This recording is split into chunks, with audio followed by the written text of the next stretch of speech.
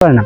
সরকারকে দৃষ্টি আকর্ষণ করে বলতে চাচ্ছি যে ধর্ষণ যে বাংলাদেশে যদি হয়ে থাকে সে তাকে কিন্তু পর্যাপ্ত পরিমাণ শাস্তি দিবেন, তাকে প্রকাশ্যে কিন্তু ফাঁসি দিবেন, অথবা তাকে এমন শাস্তি দিবেন যেন সে শাস্তি দেখে বাংলাদেশে আর কেউ ধর্ষণ করার সাহস পায় না।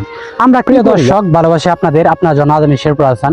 তো এই মুহূর্তে একটা কন্টেন্ট দিয়ে যাচ্ছি সোশ্যাল মিডিয়াতে। রমজান, পবিত্র রমজান মাসে যেভাবে গণহারে ধর্ষণ হচ্ছে এর বিচার কিন্তু সঠিকভাবে কেউ পাচ্ছে না।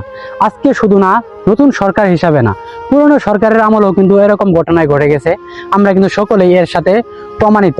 তো আমি আপনাদেরকে উদ্দেশ্য করে বলতে যাচ্ছি, ধর্ষণের বিচারটা এমন ভাবে নেওয়া উচিত যেন আমরা আরো বেশি মানুষ সচেতন থাকতে পারি, মানুষ যেন ভয় পাই। আমরা কিন্তু সেই কাজটা করতেছি না, কারণ আমরা দেখি ধর্ষণ রেগুলারলি হয়ে যাচ্ছে। এতে কিন্তু আমরা বিচার চাচ্ছি কিন্তু কেউ কখনো বিচার পাচ্ছি না। দেশে এমন কোনো কি আইন নেই? দেশে কি কোনো আইন নেই? বাংলাদেশে তো এমনিতেই জনসংখ্যা অনেক বেশি। সেক্ষেত্রে যে ধর্ষণ করে তাকে সরাসরি যদি ফাঁসিতে দিতে পারতেন তাহলে কিন্তু ধর্ষণের এই শিক্ষাটা হয়ে যেত, মানুষ কিন্তু আর ধর্ষণ করতে সাহস পাইতো না। তো কবে আরো দেশ স্বাধীন হবে, কবে আরো দেশ সুন্দর হবে, এই কথাই কিন্তু আমরা সকলেই, সাধারণ যারা মানুষ রয়েছি সকলে কিন্তু আলোচনা করি। সবচেয়ে বড় কথা হচ্ছে আমরা কিন্তু নিকৃষ্ট একটা পর্যায়ে রয়েছি।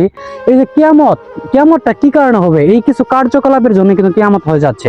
কালকে দেখেন, কিছুদিন আগে কিন্তু একটা ভূমিকম্প হয়েছিল, যে বাংলাদেশে যে হারে শিশু ধর্ষণ হচ্ছে, ভূমিকম্প হবে না তো কি হবে? আপনারা একটাবার দেখেন, চিন্তা করে দেখেন। আজকের এই ভিডিওর মাধ্যমে আমি আপনাদেরকে শেয়ার করে যাচ্ছি, তারা প্রতিনিয়ত আমাদের কন্টেন্ট গুলো দেখেন, তারা কিন্তু বিষয়টা বুঝতে পারবেন। আজকের এই ভিডিও দেখে আপনারা মতামত করবেন, শেয়ার করবেন, আর ধর্ষণের বিষয়গুলো একটু কথা বলবেন। আর সোশ্যাল মিডিয়াতে একমাত্র কিন্তু আলোচনা চলে, ধর্ষণের কিন্তু প্রতিবাদ চলে, আর কোনো নিউজ টেলিভিশন সেইভাবে কিন্তু প্রতিবাদ করে না। সরকারকে দৃষ্টি আকর্ষণ করে বলতে চাচ্ছি যে ধর্ষণ যে বাংলাদেশে যদি হয়ে থাকে সে তাকে কিন্তু পর্যাপ্ত পরিমাণ শাস্তি দিবেন, তাকে প্রকাশ্যে কিন্তু ফাঁসি দিবেন, অথবা তাকে এমন শাস্তি দিবেন যেন সে শাস্তি দেখে বাংলাদেশে আর কেউ ধর্ষণ করার সাহস পায় না। আমরা কি করি? আমরা দেশের জন্য কিছু করতেছি না। জুলাইয়ের জন্য এত কিছু করলাম, 1971 সালের জন্য এত কিছু করলাম, দেশটা স্বাধীন করলাম, কিন্তু দেশ কিন্তু এখনো পরিপূর্ণভাবে কিন্তু অবশ্যই স্বাধীন হয় নাই। আমরা কতটুকু লজ্জিত দেখেন, কত ছোট ছোট বাচ্চারা ধর্ষণিত হচ্ছে। যে ছোট ছোট বাচ্চাদের আমি কি বলবো, এই বাচ্চারা কিন্তু আসলে আগামী দিনের ভবিষ্যৎ, দেশের সরকারও বলে ভবিষ্যৎ, কিন্তু ভবিষ্যৎ যদি এইভাবে ক্ষতিগ্রস্ত হয় সরকার কি করে? আমি সরকারকে দৃষ্টি আকর্ষণ করে বলতে চাচ্ছি, আজকের এই ভিডিওর মাধ্যমে প্রচুর শেয়ার করবেন, প্রচুর আসলেও প্রতিবাদ করবেন, প্রচুর বিরুদ্ধে বলবেন ধর্ষণের বিরুদ্ধে। আমি তারেক রহমানকে বলতে চাচ্ছি, আপনি খুব তাড়াতাড়ি দেশের জন্য একটু ভালো কিছু করুন, দেশের আইনটা কঠোর করুন। সবচেয়ে বড় আইন দরকার যে যারা ধর্ষণ করে তাদের বিরুদ্ধে প্রচুর পদক্ষেপ গ্রহণ করুন, তাহলে কিন্তু ভালো একটা দিক খুঁজে পাবেন।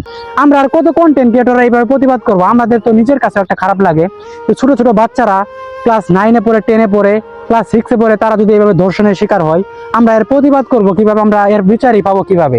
নিজের কাছে লজ্জিত লাগে। আপনি দেশের সরকার হয়ে এই কাজগুলো করতেছেন না, নিজেকে লজ্জাবোধ করতেছেন না।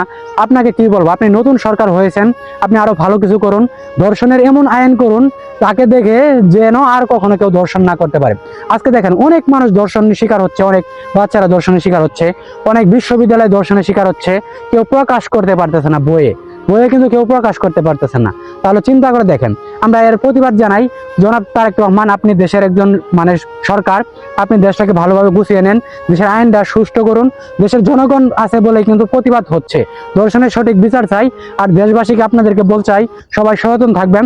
ধর্ষণের সরাসরি প্রমাণ পেলে সেই দর্শককে সরাসরি আপনারা আঘাত করুন, শাস্তি দেন। এটাই হচ্ছে সবচেয়ে বড় বিচার। দেশের কিন্তু আইনে কিন্তু এইভাবে বিচার কিন্তু আমরা পাচ্ছি না। তো ভিডিওটা শেয়ার করবেন, ভালো থাকবেন, সুস্থ থাকবেন। দেখা হবে নেক্সট কোনো নতুন একটা ভিডিওতে। আজকের মতো এখানে বিদায়, আল্লাহ হাফেজ।